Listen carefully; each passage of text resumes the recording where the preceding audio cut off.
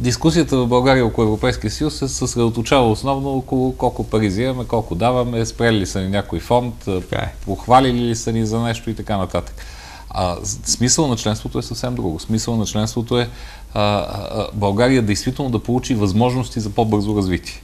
Не само с фондовете, които получаваме, не само с пазарите, но и с привличане на технологии, с по-добро образование, с отваряне на граници, така че, примерно, младите хора да могат да учат в Европа и да се връщат в България, само че ние им правим пречки, защото не им признаваме дипломите след това. Равнопоставеността на които са завършили в европейски университети, връщат се, трудно се легализират дипломите. Трудно се легализират, на една безумна и безмислена административна процедура се подлагат, която трае няколко месеца и струва няколко стотин лева. Вие се опитахте сам да се легализирате вашите дипломи? Аз в момента съм в процедура, вече няколко продължавате месеца. Да, тя не е бърза тази работа, тя става по-бавно.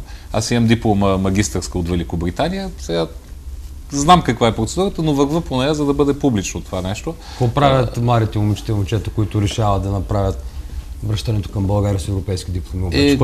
Голяма част от тях се отказват, за съжаление, заради именно тази процедура, защото тя предполага една година да бъде пропусната в България.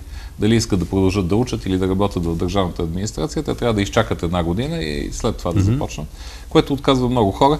Разбира се, много е важно и обратното. Българските дипломи да бъдат признати в Европа, за което също имам инициатива в Европейския парламент, но това е само един пример как България трябва да използва възможностите на Европейския съюз, не да ги затваря, за да имаме по-образовани специалисти, да има повод млади българи да учат, но да се връщат и да работят тук в България, и което е изключително важно, да имаме една технологична икономика. Ние не можем да продължим да изнасяме само непреработена продукция и много малко технологични продукти.